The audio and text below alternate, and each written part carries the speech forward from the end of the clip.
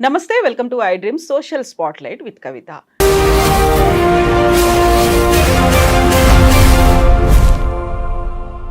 చిలుకూరు ఆలయ అర్చకులు రంగరాజన్ మీద వీరరాఘవరెడ్డి అటాక్ తర్వాత బోల్డ్ అన్ని అంశాలు ప్రస్తావనలోకి వస్తున్నాయి, ప్రశ్నలుగా మిగిలిపోతున్నాయి.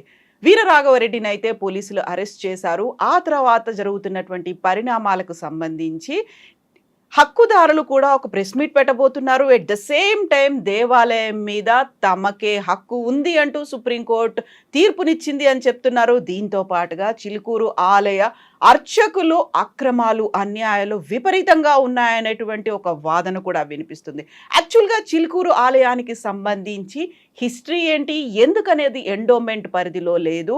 వంశపారంపర్యంగా అదే కుటుంబం ఎందుకని అర్చకత్వం చేస్తోంది, వీటన్నిటికీ సంబంధించి వివరాలు తెలుసుకుందాం. మనతో పాటుగా చిలుకూరు ఆలయానికి సంబంధించి చిలుకూరు ఒక భక్తి విప్లవం అనే ఒక డాక్యుమెంటరీని గతంలో తీసినటువంటి సీనియర్ జర్నలిస్ట్ మనతో పాటుగా ఉన్నారు భరద్వాజ గారు. సార్ నమస్తే. నమస్తే అండి. సార్, చిలుకూరు ఆలయం ముందు నుంచి అదొక వీసాలకి ఒక టెంపుల్ లాగా ఉంది. అంతకు ముందు కూడా చిలుకూరు ఆలయానికి సంబంధించి ఒక విశిష్టత అనేది ఉంది అనేది ఎండోమెంట్ పరిధిలోకి లేదు అనేది సడన్గా ఒక రామరాజ్య స్థాపన కోసం కొంతమంది గ్యాంగ్ వెళ్ళారు, అటాక్ చేశారు. ఆ తర్వాత 2 రోజులు కామ్గా ఉన్న తర్వాత బయటకు వచ్చింది, పోలీసులు అరెస్ట్ చేశారు. ఆ తర్వాత వస్తున్నటువంటి ఈ ఎపిసోడ్స్ అనేవి ఎలా చూస్తున్నారు సార్ మీరు? అంటే చిలుకూరు ఆలయానికి ఒక ప్రత్యేకత ఉందండి మొదటి నుంచి కూడా. అంటే అక్కడ ఏ రకమైనటువంటి రుసుములు వసూలు చేయరు వాళ్ళు.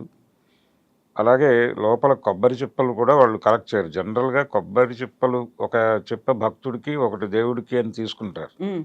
తీసుకుని దాన్ని వేలంపాట వేస్తారు. అలాంటి వ్యవస్థ కూడా ఏం లేదు అక్కడ. టికెట్లు లేవు, ప్రత్యేక అర్చనలు లేవు. ఎవరైనా సరే క్యూలో వచ్చి అర్చన చేయించుకుని వెళ్ళిపోవటమే అనే పద్ధతి. దేవుడి ముందు అందరూ సమానులే, ఎవరికి ప్రత్యేకమైనటువంటి గౌరవాలు ఉండవు, ఎవరైనా సరే ఒకటే దేవుడి ముందు అనేది ఒకటి థియరీగా వాళ్ళు డెవలప్ చేస్తూ వచ్చారు. అయితే దీనికి ఒక నేపథ్యం ఉంది. ఆ నేపథ్యం ఏంటంటే ఎన్టీ రామారావు గారు ఎండోమెంట్ యాక్ట్ తీసుకొచ్చాడు. 30/87 అంటారు దాన్ని. ఈ 30/87 యాక్ట్లో ఆయన అనువంశ అర్చకత్వాన్ని రద్దు చేశాడు. అది కీలకమైనటువంటి నిర్ణయం. అలాగే అర్చకులకు కూడా రిటైర్మెంట్ ఏజ్ పెట్టాడు ఆయన. పెట్టి ఆ ఏజ్ వచ్చేసరికి వాళ్ళు రిటైర్ అయిపోవాలి అన్నాడు. ఈ రిటైర్మెంట్ అయిపోయిన తర్వాత రిక్రూట్మెంట్ గవర్నమెంట్ నిర్వహిస్తుందని చెప్పాడు. ఆ దేవాదాయ శాఖ నుంచి కానీ ఏపీఎస్సీ నుంచి కానీ జరుగుతుంది అన్న ధోరణిలో వెళ్ళాడు ఆయన. ఇది అర్చక లోకాన్ని కలవరపరిచింది ఆ రోజుల్లో. అనువంశక అర్చకత్వం లేకుండా మిరాసీదారులు ఈ వ్యవస్థలన్నీ రద్దు చేసుకుంటూ వెళ్ళిపోతున్నాడు ఈయన, ఏమిటి పరిస్థితి అని. ఇలా ఆలోచిస్తున్న క్రమంలోనే అలంపూర్లో నరసింహస్వామి ఆలయంలో భీమసేనాచారి అనేటువంటి ఒక అర్చకుడు గర్భగుడిలో దీనికి వ్యతిరేకంగా ఉరివేసుకుని చనిపోయాడు. అది ఆ రోజుల్లో బాగా సెన్సేషన్ క్రియేట్ చేసింది. అర్చకలోకం మొత్తం కూడా ఎన్టీ రామారావు గారి నిర్ణయాల పట్ల తీవ్రమైనటువంటి వ్యతిరేకత తెలియజేశారు. ఈ టైంలోనే ఇక్కడ ఉస్మానియాలో రిజిస్ట్రార్గా పనిచేస్తున్నటువంటి సౌందరరాజన్ గారు, ఆయన తండ్రి గారు అక్కడ అర్చక స్థానంలో ఉన్నారు చిలుకూరులో. ఈ చిలుకూరు ఆలయం ప్రారంభించింది వీళ్ళు కాదు. ఇది గుణాల వంశానికి చెందినటువంటి వెంకటరెడ్డి గారు ఏదో ఆయన పేరు. ఆయన తిరుపతి వెళ్ళలేని పరిస్థితుల్లో ఉన్నప్పుడు నువ్వే ఒక ఆలయాన్ని నిర్మించుకో, నేను అక్కడే ఉంటాను అని ఆయనకి కల్లో కనబడి దేవుడు చెప్తే, వెంకటేశ్వర స్వామి చెబితే ఆయన అక్కడ ఆలయం నిర్మించాడు. దానికి ఏదో కొంత భూములు అవి ఇచ్చాడు ఆయన. ఈ భూములు అవి పెట్టుకుని అక్కడ అర్చన చేయాలి అని ఈ వైష్ణవ స్వాముల్ని తీసుకొచ్చారు వీళ్ళు. తీసుకొచ్చి అక్కడ పెట్టారు. అంతవరకే వీళ్ళ బాధ్యత. ఆలయ నిర్మాతలు వీళ్ళు కాదు, వీళ్ళు కేవలం ఉద్యోగస్తులుగా మాత్రమే అక్కడికి వచ్చారు. ఆ తర్వాత ఆయన పిల్లలు చాలా పెద్ద స్థానాల్లోకి వెళ్ళారు. సౌందరరాజన్ గారేమో ఇక్కడ రిజిస్ట్రార్గా వెళ్ళారు. తర్వాత ఆయన పెద్ద కుమారుడు గోపాలకృష్ణ గారు హిందుస్థాన్ లేబర్లో చాలా పెద్ద పొజిషన్లో ఉండేవాడు ఆయన. అలాంటి కండిషన్లో ఎప్పుడైతే రామారావు గారు ఎండోమెంట్ యాక్ట్ తీసుకొచ్చాడో వీళ్ళు వెంటనే ఉద్యోగాలకు రిజైన్ చేసి మరీ వచ్చేసారు ఇక్కడికి. వచ్చి ఆలయ పరిరక్షణోద్యమం అనేది ఒకటి ప్రారంభించారు. వీళ్ళు ప్రారంభించి ఈ టెంపుల్ ప్రొటెక్షన్ మూమెంట్కి ఈ భావజాలాన్ని ప్రచారం చేయటం కోసం వాక్ అనే పత్రిక ప్రారంభించారు. ఆ పత్రిక ద్వారా వచ్చే ఆదాయమే మా ఆదాయం తప్ప మాకు ఇతరేతర ఆదాయాలు ఏవీ లేవు అని వాళ్ళు రెగ్యులర్గా చెప్తూ ఉంటారు. ఈ ఎండోమెంట్ యాక్ట్ పరిధిలోకి వెడితే ఇవన్నీ అనుసరించాల్సి వస్తుంది, రామారావు గారి చట్టంలో ఉన్నవన్నీ. అంటే అనువంశ అర్చకత్వం ఉండదు, అలాగే ఇవన్నీ కూడా రద్దయిపోతాయి, రిటైర్మెంట్ ఏజ్లో రిటైర్ అయిపోవాలి, అప్పటికే ఆయన వయసు దాటిపోయారు. కాబట్టి వీళ్ళు టెంపుల్ నుంచి అనివార్యంగా బయటకు వెళ్లాల్సిన పరిస్థితి ఉంది అప్పుడు. అందుకని వీళ్ళందరూ వచ్చి ఏం నిర్ణయం చేశారంటే అంటే దేవుడికి ఆదాయం లేకపోతే దేవాదాయ శాఖ ఏం పని అని హుండీ బయటపడేస్తారు. ముందు హుండీ బయటపడేయటంతో పాటు లోపల ఏ రకమైనటువంటి ఆర్థిక లావాదేవీలు జరగకుండా చూసుకున్నారు. టికెట్ సిస్టమ్ లేదు, ఎవరైనా సరే అంటే ప్రత్యేక దర్శనాలు లేవు, ఎవరైనా క్యూలో వచ్చి దర్శించుకుని వెళ్ళిపోవటమే, విఐపి అనే కాన్సెప్ట్ లేదు. అలాగే పార్కింగ్ ఇవన్నీ కూడా మేము డబ్బులు తీసుకోమని చెప్పేవారు మొదట్లో, ఇప్పుడు పార్కింగ్ వసూలు చేస్తున్నారని చెప్తున్నారు. ఈ క్రమంలో అసలు ఆలయానికి సంబంధించి ఏ రకమైనటువంటి ఇది లేదు. ఆ భూమి ఏదైతే ఆయన ఇచ్చాడో ఆ భూమి మీద వస్తున్నటువంటిదే మేము భోజనం చేసి ఇక్కడ ఉంటున్నాం. అలాగే మేము గతంలో ఉద్యోగాలు చేసినప్పుడు సంపాదించినటువంటి డబ్బులు ఆ బ్యాకప్ పెట్టుకుని ఉంటున్నాం ఇక్కడ అని చెప్పేవాడు ఆయన, సౌందరరాజన్ గారు. ఈ క్రమంలోనే వాళ్ళు రామారావు గారి యాక్ట్కి వ్యతిరేకంగా కోర్టులను ఆశ్రయించారు. ఇది మాత్రమే కాదు, అర్చక సంఘాల వాళ్ళు కూడా దీనికి వ్యతిరేకంగా కోర్టుకు వెళ్ళారు. ఈ కోర్టులు వైఎస్ రాజశేఖర రెడ్డి గారి టైంలో గవర్నమెంట్ పార్టిసిపేట్ చేయకపోవడం వలన వీళ్ళకి అనుకూలమైన జడ్జిమెంట్ వచ్చింది సుప్రీంకోర్టులో. సుప్రీంకోర్టు వరకు వీళ్ళు ఫైట్ చేశారు ఈ యాక్ట్కి వ్యతిరేకంగా. చంద్రబాబు నాయుడు గారి టైంలో కూడా వీళ్ళకి అనుకూలంగా విన్నాడు, కానీ ఆయన నిర్ణయం తీసుకోలేదు. రాజశేఖర రెడ్డి గారు ఎన్నికల ప్రచారమే అక్కడి నుంచి ప్రారంభించారు, చిలుకూరు నుంచి. ఆ సందర్భంగా ఆయన చెప్పాడు, ఒకవేళ నేను గెలిచి ముఖ్యమంత్రిని అయితే అప్పుడు మీకు అనుకూలమైనటువంటి నిర్ణయం వచ్చేలాగా వ్యవహరిస్తాను అన్నాడు. అలాగే చేశాడు ఆయన. అందుకని ఆయనకు సన్మానం కూడా చేశారు అర్చక సంఘాల వాళ్ళు. ఇది క్రమం. ఈ క్రమం అంతా అయిపోయింది, అంటే ఆ ఫైట్ అయిపోయింది, దాని తాలూకా ఫలితాలు వచ్చేసినాయి, అందరూ రిలాక్స్ అయిపోయినటువంటి సందర్భం నడుస్తోంది ఇప్పుడు. కానీ ఇప్పటికీ రకరకాల కేసులు ఉన్నాయి ఆ ఆలయానికి సంబంధించి. ఈ ఎండోమెంట్ యాక్టు, గవర్నమెంట్తో గొడవలు, వీటితో పాటు ధర్మకర్తలతో కూడా వీళ్ళకి ఘర్షణ ఉంది. వాళ్ళు అప్పుడప్పుడు మీడియా ముందుకు వచ్చి మాట్లాడుతూనే ఉన్నారు. ఇంతకు ముందు కూడా ఇంటర్వ్యూలు ఇచ్చారు ఆ వంశానికి చెందిన వాళ్ళు. అంటే మా పూర్వీకులు ఇచ్చారు, అది ఇప్పుడు అసలు మాకే సంబంధం లేదు ఆ గుడితో అన్నట్టుగా వ్యవహరిస్తున్నారు. సర్వం సహా మాదే అన్నట్టుగా వ్యవహరిస్తున్నారు సౌందరరాజన్ గారు, గోపాలకృష్ణ గారు వెళ్ళిపోయినట్టున్నారు, సౌందరరాజన్ గారు ఉన్నారు, ఆయన కుమారుడు రంగరాజన్. ఈ రంగరాజన్ అలాగే సౌందరరాజన్ వీళ్ళందరూ కూడా ఇక్కడికి వచ్చిన తర్వాత ఇది మాదే అన్నట్టుగా వ్యవహరిస్తున్నారు. మాకేమీ చెప్పడం లేదు, మా ప్రమేయం ఉందని కూడా వాళ్ళు అనుకోవడం లేదు. కాబట్టి మా కంట్రోల్ ఉండాలి కదా దీని మీద, ధర్మకర్తలుగా మేం కదా ఇచ్చింది, మీరు ఉద్యోగులుగా వచ్చారు ఇక్కడికి, మీరు అంతవరకే ఉండండి, అంతకు మించి వెళ్తున్నారు అన్న పద్ధతిలో ఇప్పుడు వాళ్ళ మీద ఒక రకంగా వాళ్ళని వేకేట్ చేయమనే పద్ధతిలో వీళ్ళు కూడా లీగల్గా ప్రొసీడ్ అయ్యారు, వాళ్ళు కంటెస్ట్ చేస్తున్నారు. అది నడుస్తోంది ఆ ఫైట్. దానికి సంబంధించి ఇప్పుడు ఏదో ప్రెస్ మీట్ పెట్టి ప్రపంచం దృష్టికి తీసుకొచ్చే ప్రయత్నం చేస్తున్నట్టున్నారు వీళ్ళు. అయితే దీనికి సంబంధించి ఈ దేవాదాయ శాఖతో వీళ్ళు జరిపిన యుద్ధం అనే సందర్భంగా ఈ చిలుకూరు అనేది బాగా ఫోకస్లో, అంటే ప్రపంచం దృష్టికి వచ్చింది. అది అందరూ చిలుకూరు వైపు చూడటం మొదలుపెట్టారు. ఈ లోపల దానికి ఒక వేరే క్రేజ్ వచ్చింది. అక్కడికి వెళ్ళి అదే టైంలో కరెక్ట్గా అంటే 90ల నుంచి మనకి లిబరలైజేషన్ వచ్చిన తర్వాత అమెరికా వెళ్ళటం ఎక్కువైంది. ఈ అమెరికా వెళ్ళే వాళ్ళందరూ కూడా ఆ టెంపుల్కి వెళ్ళి అక్కడ అంటే వీసా అప్లికేషన్ అక్కడ పెట్టి దండం పెట్టుకుంటే అది వర్కౌట్ అవుతుంది అన్నటువంటి ఒక అభిప్రాయం స్థిరపడింది. అలా వీసా గార్డ్గా ఆయనకు ఒక పాపులారిటీ వచ్చింది లిబరలైజేషన్ టైంలో. 90 దశకం ప్రారంభం నుంచి మొదలైనటువంటి కొత్త క్రేజ్తో ఆ టెంపుల్కి ఇంకొంచెం పెరిగింది. 95 ఆ ప్రాంతాల్లో ఆయన వెళ్ళిపోయాడు, రామారావు గారు చనిపోయాడు. ఆయన చనిపోవటం తర్వాత పెద్దగా దాని గురించి అంత సీరియస్గా గవర్నమెంట్ వైపు నుంచి కూడా పట్టించుకోకపోవడం, ఈ క్రమం అంతా కలిసి ఈ వీసా క్రేజ్ ఏర్పడటంతో భక్తులు విపరీతంగా వెళ్ళటం మొదలుపెట్టారు అక్కడికి. ఈ రద్దీ పెరిగిన తర్వాత రకరకాల వ్యాపారాలు మొదలైనాయి అక్కడ. ఈ వ్యాపారాలు వ్యవహారాలు వీటన్నిటిలోనూ వీళ్ళు భాగస్వామ్యం పొందుతున్నారు అనేది కూడా ఒక ఆరోపణ ఉంది వాళ్ళ మీద. ఈ ఆలయానికి ఎవరైతే భూములు ఇచ్చారో ఆ గుణాల వంశానికి చెందినటువంటి వాళ్ళు ఇది మాది కదా అన్న పద్ధతిలో వాళ్ళు వస్తున్నారు. కానీ అసలు ఈ ఆలయాన్ని కాపాడింది అప్పటి నుంచి దీన్ని పోషిస్తోంది, దీన్ని బతికించుకుంటోంది మేము కాబట్టి ఇది మాదే అన్న పద్ధతిలో వాళ్ళు ఓపెన్గానే ఫైట్ చేయడానికి సిద్ధపడుతున్నారు. ఇప్పుడు సౌందరరాజన్ గారు వాళ్ళు మీరు ఎంతవరకు ఉండాలో అంతవరకే ఉండండి, దైవానికి మేము సేవకులుగా ఉన్నాం ఇక్కడ, అందుకని మీరు మీ పద్ధతిలో వ్యవహరించండి అని చెప్తున్నారు వాళ్ళు. ఇప్పుడు ఈ ఫైట్ కొత్త రూపం తీసుకుంది.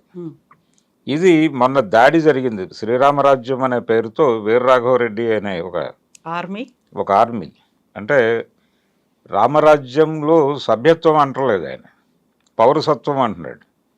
రామరాజ్యంలో పౌరసత్వం తీసుకోండి, అలాగే రామరాజ్య స్థాపన కోసం ఇక్ష్వాకు వంశస్థులు మీ టెంపుల్కి వస్తున్న వాళ్ళల్లో గోత్రాలన్నీ తెలుసుకుని మీరు ఒక రికార్డు మెయింటైన్ చేయండి. అందులో ఈ ఇక్ష్వాకు వంశానికి చెందిన వాళ్ళకి నాయకత్వం వహించి ఒక సైన్యాన్ని నిర్మించండి. అంటే ప్రతి ఆలయము కూడా ఒక సైనిక శిక్షణాలయంగా మారాలని చెప్తున్నాడు ఆయన. చెప్పి ఆ బాధ్యతను వీళ్ళు తీసుకోవాలని చెప్తున్నారు, అర్చకులు తీసుకోవాలి అని.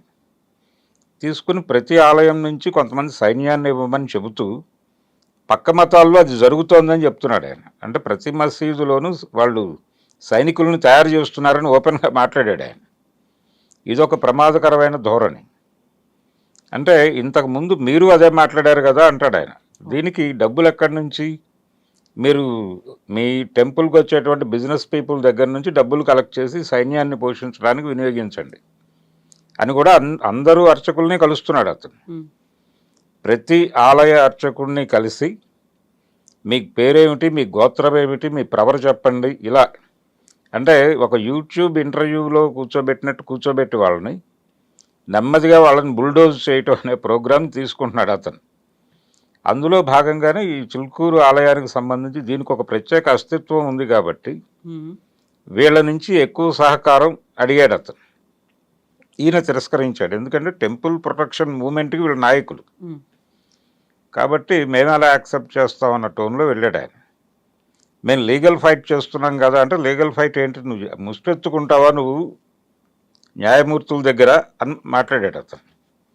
ఇలా ఒక విచిత్రమైన భాష వాడుతూ అంటే రామరాజ్య స్థాపన, సైన్యము, ప్రత్యామ్నాయ ప్రభుత్వము దాకా వెళ్ళాడు ఆయన. పాలకుడు అంటున్నాడు, మిమ్మల్ని ఈ ప్రాంతానికి పాలకుడిని చేస్తాను అంటున్నాడు ఆయన ప్రతి ఆలయ పూజారితో. అంటే ఒక ప్యారలల్ గవర్నమెంట్ నిర్వహిస్తున్న ధోరణిలో ఈ పద్ధతిలో మాట్లాడటం అనేది చూసాం. అతను దాడి చేసిన తర్వాత ఇప్పుడు వీళ్ళు మాట్లాడటం మొదలుపెట్టారు. అంటే నిజానికి ఆయనకి సంఘీభావంగా చాలా హిందూ సంఘాలు అవి మాట్లాడుతున్నాయి.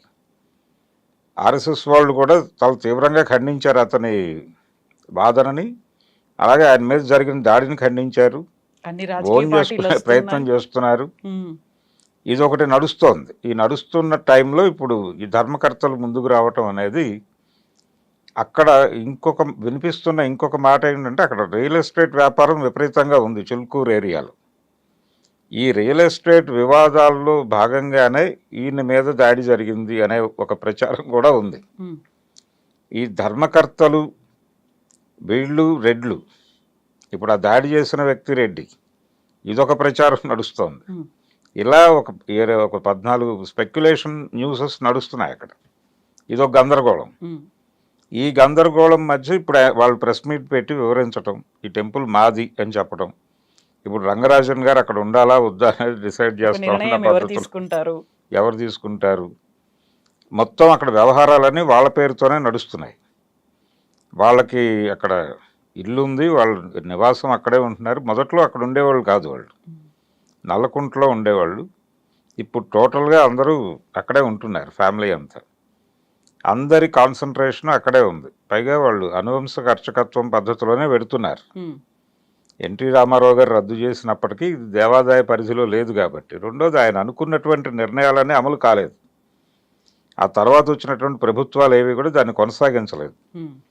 ఆయన ఒరిజినల్గా అనుకున్నది ఏంటంటే, అర్చకులకు రిటైర్మెంట్ ఏజ్ పెట్టి వాళ్ళని తప్పించి రిజర్వేషన్ పద్ధతి కూడా టెంపుల్స్లో అమలు చేయాలి అనే ఆలోచన చేశాడు ఆయన. అన్ని కులాల వాళ్ళకి వేదం నేర్పించాలి, మంత్రాలు నేర్పించాలి, దానికోసం ఒక వేదిక్ యూనివర్సిటీ పెట్టాలి అని కూడా అనుకున్నాడు.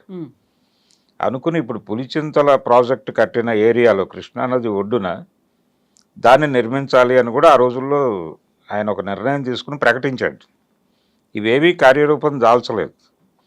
ఆ కొండల మీద చాలా కాలం రామారావు గారు వేసినటువంటి అది ఉండేది, శిలాఫలకం ఉండేది, కానీ ఎవరు దాన్ని పట్టించుకునేవాళ్ళు కాదు. దాని ముందు నుంచి చాలామంది నడుచుకుంటూ వెళ్ళిపోయేవాళ్ళు, ఎవరు దాన్ని చూసేవాళ్ళు కాదు. వేదిక్ యూనివర్సిటీ అక్కడ పెట్టాలనుకున్నాడు ఆయన. అది అవ్వలేదు, ఏ కార్యక్రమము ముందుకు నడవలేదు. నిజానికి రిజర్వేషన్ పద్ధతి అమలు చేయాలి, అన్ని కులాల వాళ్ళకి అర్చకత్వంలోకి తీసుకురావాలి, ఇలాంటి నిర్ణయాల పట్ల చాలా తీవ్రమైన వ్యతిరేకత వ్యక్తమైంది బ్రాహ్మణ దీని నుంచి, సమాజం నుంచి. ఆయన మీద ఆల్రెడీ ఒక ఇంప్రెషన్ ఉంది. ఆయన సినిమా ఇండస్ట్రీలో ఉన్నప్పుడే యాంటీ బ్రాహ్మణ్ అనేటువంటి ఒక అభిప్రాయం ఉండేది. ఈయన రాజకీయాల్లోకి వచ్చిన తర్వాత ఈయన నిర్ణయాలన్నీ కూడా ఆయన భావజాలం ప్రకారమే నడుస్తున్నాయి అనే అభిప్రాయం ఉండేది వీళ్ళకి. అది నిజమని చెప్పి ఆయన ఆచరణలో ప్రూవ్ చేసుకుంటూ వచ్చాడు. ఇది ఒక గొడవ. అంటే ఆయన మీద రకరకాల ఇన్ఫ్లుయెన్సెస్ ఉన్నాయి. ఎన్టీఆర్ మీద త్రిపురనేని వారి ప్రభావం ఉంది, పెరియార్ రామస్వామి గారి ప్రభావం ఉంది. ఆయన మెడ్రాస్లో ఏ ఫంక్షన్ జరిగినా ఎంజీఆర్ ఈయన గనక వేదిక మీద ఉంటే ఆయన ఒక మాట అనేవాడు రెగ్యులర్గా, ఎంజీఆర్ మీకు ఒక రామస్వామి ఉన్నాడు, మాకు ఒక రామస్వామి ఉన్నాడు అని చెప్పేవాడు. అంటే మీకు పెరియార్ రామస్వామి ఉన్నాడు, మాకు త్రిపురనేని రామస్వామి ఉన్నాడు అనేది ఆయన కాంటెక్స్ట్. అలా ఆయనకు ఒక ప్రత్యేకమైనటువంటి ఇది ఉంది. ఆ రోజుల్లో సినిమా ఇండస్ట్రీలో ఉన్నవాళ్ళు విపరీతంగా చదివేవాళ్ళు. ఎన్టీ రామారావు గారు చార్వాక అనే పత్రిక కూడా చదివేవాడు రెగ్యులర్గా. అది మోదుకూరు జాన్సన్ గారు రాశాడు ఒక చోట. నేను ఆశ్చర్యపోయాను, ఆయన చార్వాక చదువుతాడు అని తెలుసుకుని అని. అలా ఉండేది. అలా మొదలైనటువంటి చిలుకూరు గొడవ, అంటే ఎన్టీఆర్ వలన మొదలైనటువంటి గొడవ ఇది. ఆయన ఎండోమెంట్ యాక్ట్ తీసుకురావడం, 30/87కి వ్యతిరేకంగా జరిగినటువంటి అర్చక ఉద్యమాల నుంచి ఈ చిలుకూరు అనేది భక్తి విప్లవాన్ని తీసుకొచ్చింది. దీనిలో రకరకాల కాన్సెప్టులు తీసుకొచ్చాడు ఈయన. అంటే దేవుడి ముందు అందరూ సమానమే, ఇలా వదిలిపెట్టేస్తే మేము డబ్బులు కడతాం, దేవుడిని తీసుకొచ్చి మా ఇంట్లోనే కళ్యాణం చేయండి అనే దాకా పెడతారు భక్తులని మాట్లాడేవాడు ఆయన, సౌందరరాజన్ గారు. కాబట్టి దేవుడికి భక్తుడికి ఉండాల్సినటువంటి బంధం ఏమిటి, ఇవన్నీ మాట్లాడేవాడు ఆయన. మాట్లాడటం ద్వారా నెమ్మదిగా దాన్ని ఒక భక్తి విప్లవంగా మార్చే ప్రయత్నం చేశాడు ఆయన. చేసి అందరినీ కూడగట్టాడు, ఒక ఆర్గనైజేషన్ లాగా నడిపాడు ఆయన. ఒక ఉద్యమ కేంద్రంగా నడిచింది అది చిలుకూరు. అందుకని ఇప్పుడు చిలుకూరు టెంపుల్ అనగానే సౌందరరాజన్ లేకపోతే రంగరాజన్ గుర్తొస్తారు తప్ప ఈ గుణాల వంశస్థులు ఎవరూ కూడా గుర్తురాని పరిస్థితి ఉంది. దాంతో ఒక ఐడెంటిటీ క్రైసిస్ కూడా ఉంది వాళ్ళకి. ఈ ఐడెంటిటీ క్రైసిస్తోనే ఇప్పుడు మాట్లాడుతున్నారు వాళ్ళు. ఇప్పుడు దాన్ని వదులుకోవడానికి వీళ్ళు సిద్ధంగా లేరు. కాబట్టి ఇప్పుడు ఫైట్ బిట్వీన్, అంటే వాళ్ళకి వీళ్ళకి మధ్య ఎవరైతే ఆ ఆలయాన్ని నిర్మించారో ఆ వంశానికి వీళ్ళకి, అంటే వీళ్ళకి అసలు ఏ రకమైన రైటు లేదని మాట్లాడుతున్నాడు ఈయన. అంటే వాళ్ళందరూ వెళ్ళిపోయారు, వీళ్ళ ఇంటి పేరుతో ఉన్నవాళ్లే తప్ప వీళ్ళకి వాస్తవంగా టెంపుల్కి సంబంధించినటువంటి స్పిరిట్ లేదు అనేది ఇంతకుముందు 2-3 సార్లు రంగరాజన్ గారు మాట్లాడారు. అందుకని ఆయన గట్టి ఫైటే ఇవ్వబోతున్నాడు ఇప్పుడు వాళ్ళకి. ఏం జరుగుతుందో చూడాలండి. సడన్ గా ఇప్పుడు రామరాజ్యం సేన వచ్చి అటాక్ చేసింది, ఆ తర్వాతే అందరూ అటువైపు వెళ్లారు, రంగరాజన్ గారిని పరామర్శించారు. ఇప్పుడు ఈ గుణాల వంశానికి సంబంధించి ఈ మల్లారెడ్డి గారు మాట్లాడడం మొదలు పెట్టిన తర్వాత కంప్లీట్ గా డైవర్ట్ అయిపోయినట్టు కనిపిస్తుంది. ఇంకొక ఎపిసోడ్ మన కళ్ళ ముందు కనిపిస్తోంది సార్. అయితే ఇప్పుడు దాదాపుగా రకరకాల హిందూ సైన్యాలు ఉన్నాయి. వీళ్ళందరూ కూడా రంగరాజన్ గారికి అనుకూలంగానే ఉన్నారు. ఇప్పుడు ఎవరు కూడా రంగరాజన్ని కాదనే పరిస్థితిలో లేరు. అందుకని ప్రధానమైనటువంటి సైన్యం ఆయన వెనకే ఉంది. ఈ యుద్ధంలో రంగరాజన్కే గెలుపు అవకాశాలు కనిపిస్తున్నాయి. కాబట్టి వీళ్ళ వంతు ప్రయత్నం వీళ్ళు చేస్తారు, కానీ ఆయన అంత ఈజీగా వదిలిపెట్టడు. ఈ ఫైట్ నడుస్తుంది ఇలాగే. సో దేవాలయాల పరిరక్షణే కాదు, దేవుడికి కూడా హక్కులున్నాయి, డైటీ రైట్స్ అనేది ఉన్నాయి అంటూ సుప్రీంకోర్టు దాకా వెళ్లారు. అవును. రాష్ట్రపతికి వినతి పత్రాలు కూడా ఇస్తూ వస్తున్నారు. సో దాడులు జరగకుండా, దేవాలయాల ఆక్రమణలు జరగకుండా చూడాలనేటువంటి ఒక ఫైట్ పెద్ద ఎత్తున దేశవ్యాప్తంగా చేస్తున్నారు రంగరాజన్ గారు. అంటే ఆయన చెప్తోంది ఏంటంటే ఆలయము అనేది దేవుడికి అర్చకుడికి సంబంధించిన వ్యవహారం. అక్కడ గుడి కట్టమని చెప్పింది దేవుడు, ఉమ్, కట్టిన వాడు దేవుడు ఆయన ఎంపిక చేసుకున్నాడు అంతవరకే.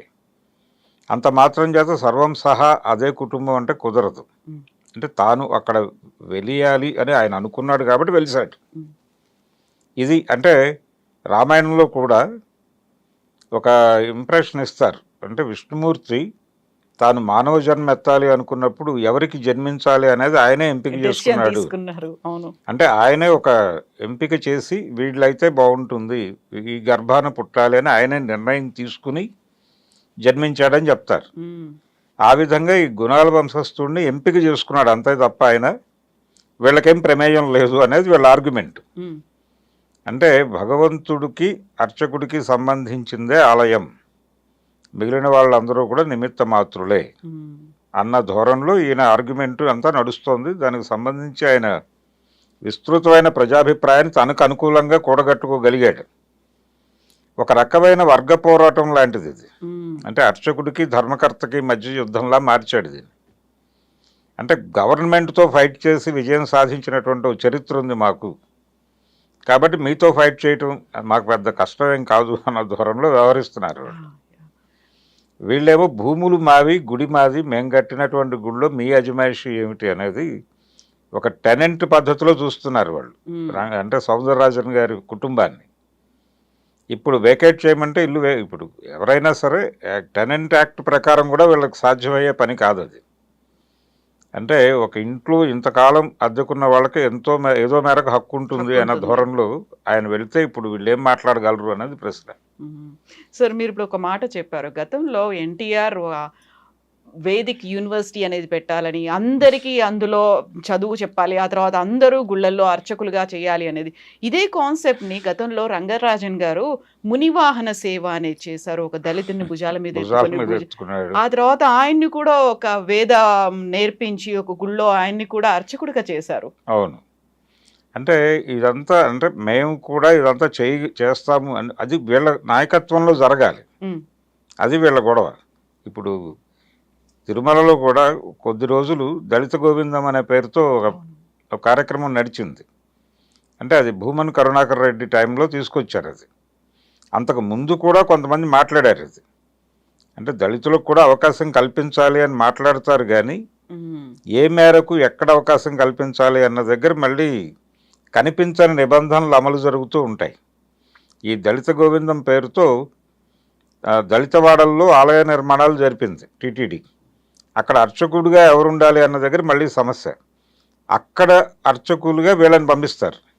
ఎవరికైతే దళితులకి వీళ్ళు నేర్పుతారో వాళ్ళని పంపిస్తారు తప్ప వీళ్ళు వెళ్ళి అక్కడ అర్చకత్వం చేయడానికి ఇబ్బంది. అందుకని కుల వివక్ష అనేది ఉంది.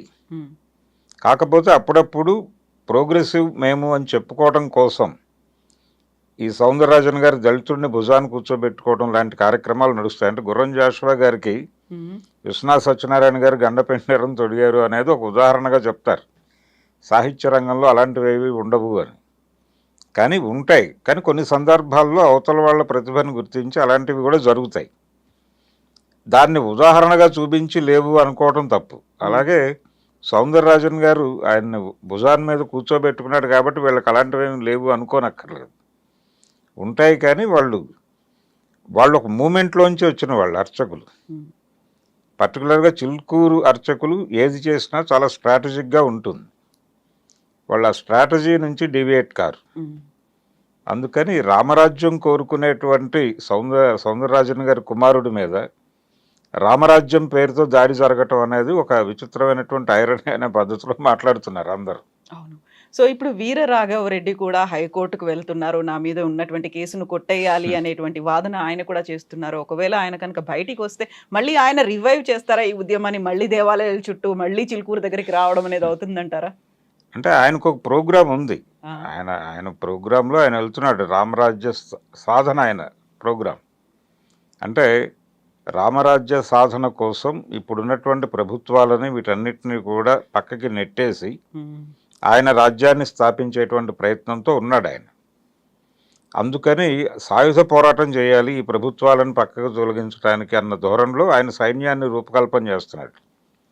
ఇప్పుడు అడవుల్లో నక్సలైట్ పార్టీలు ఎలాగైతే ఈ ప్రభుత్వాలను కూలదోసి ప్రజారాజ్యం తీసుకురావడానికి సైనిక నిర్మాణం జరుపుతున్నాయో, రామరాజ్యం తీసుకురావడానికి నేను కూడా సైనిక నిర్మాణం చేస్తున్నాను అంటున్నాడు ఆయన. అందుకని ప్రభుత్వాలు అంత తేలిగ్గా ఆయన వదిలిపెట్టవు ఇప్పుడు. రెండోది, ఆయనే చెప్పుకున్నట్టుగా నేను కోర్టుల్ని యాచించను అని మాట్లాడాడు ఆయన. మరి ఇప్పుడు బెయిల్ కోసం యాచిస్తాడా అని ప్రశ్నిస్తున్నారు వీళ్ళు. ఏది, ఈ అర్చక సంఘాల వాళ్ళతో పాటు అనేక హిందూ సమూహాలు ఉన్నాయి. ఈ సమూహాలన్నీ ప్రశ్నిస్తున్నాయి అతను, నువ్వు ముష్టెత్తుతావా జడ్జి దగ్గర బెయిల్ కోసం, అందుకని నువ్వు బెయిల్ అడగద్దు, నువ్వు అలా ఉండి ఫైట్ చేయి, నువ్వు కంటెస్ట్ చేయి, అంతే తప్ప బెయిల్ ఎలా అడుగుతావని ఓపెన్గా వాళ్ళు మీడియా ముందుకు వచ్చి మాట్లాడుతున్నారు హిందూ సంఘాల ప్రతినిధులు. అయితే వీరరాఘవరెడ్డి ఆవిర్భావము వీటన్నిటికీ కూడా ఒక నేపథ్యం. ఇప్పుడు అనేక సంఘాలు పుట్టాయి. అంటే ఈ దేశంలో హిందూ రాజ్య స్థాపన అనేది కనిపించకుండా ఒక అండర్ ప్లేలో నడిపి ఇక్కడ హిందువులకు విపరీతమైన అన్యాయం జరిగిపోతుంది అనే ప్రచారం ద్వారా, అంటే మెజారిటీ మతం ప్రమాదంలో ఉంది అని చెప్పి మెజారిటీ మతం మొత్తాన్ని తన ఓట్ బ్యాంకుగా కన్సాలిడేట్ చేసుకోవడానికి ఒక రాజకీయ పార్టీ 80 నుంచి కసరత్తు చేస్తోంది, భారతీయ జనతా పార్టీ. అంతకు ముందు జరిగింది, అది జనసంఘ్ పేరుతో జరిగింది. మధ్యలో జనతా పార్టీలో వెళ్ళారు వాళ్ళు. జనతా నుంచి భారతీయ జనతా పార్టీగా బయటకు వచ్చిన దగ్గర నుంచి సంఘ్ పరివార్ అనేక ప్రజా సంఘాలు పెట్టింది, 100కు పైగా.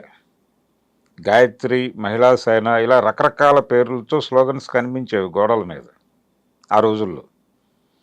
ఇదంతా ఇప్పుడు వాళ్ళు సక్సెస్ఫుల్ మోడల్గా ఉన్నారు. 3 సార్లు ప్రభుత్వాన్ని ఏర్పాటు చేశారు కేంద్రంలో, 4వసారి కూడా ప్రభుత్వాన్ని వాళ్ళే ఏర్పాటు చేస్తారనేటువంటి ఇంప్రెషన్ ఉంది. కాంగ్రెస్ పార్టీ వీళ్ళని అడ్డుకోలేని పరిస్థితుల్లోకి వెళ్ళిపోయింది అనే వాతావరణం కనిపిస్తోంది జనాల్లో. ఇది ఒక సక్సెస్ఫుల్ మోడల్ కనిపించడంతో చాలామంది ఈ హిందుత్వ ఐడియాలజీని ప్రమోట్ చేయటం కోసమే మేమున్నామని చెప్పి చాలా వ్యవస్థలు ఏర్పడిపోతున్నాయి వాటంతట అవే. ఎందుకంటే ఇది ఒక సక్సెస్ఫుల్ మోడల్ కనిపిస్తోంది కాబట్టి ఎదురుకుండా. అలా ఏర్పడిందే ఈ రామరాజ్యం. అంటే రామరాజ్యం అనేటువంటి రాఘవరెడ్డి గారికి ఇన్స్పిరేషన్ ఇక్కడి నుంచే వచ్చింది. సంఘ్ పరివార్ నిర్వహణలో నడిచినటువంటి ఇదంతా ఆయనకి ఇన్స్పిరేషన్. దాదాపు ఇదే భావజాలం మాట్లాడతాడు ఆయన కూడా, తేడా ఏమీ లేదు. కాకపోతే ఆయన మిలిటెంట్గా వెడుతున్నాడు. ఆ మిలిటెన్సీకి గుర్తింపు వచ్చేస్తుందనేటువంటి అభిప్రాయంతో మిగిలిన హిందూ సంఘాల వాళ్ళు దాడి చేస్తున్నారు అతని మీద. ఒకవేళ ఈ చిలుకూరు వ్యవహారం జరగకపోతే ఆయన వీళ్ళందరితోనూ ఇంటరాక్ట్ అవుతూనే ఉన్నాడు. ప్రతి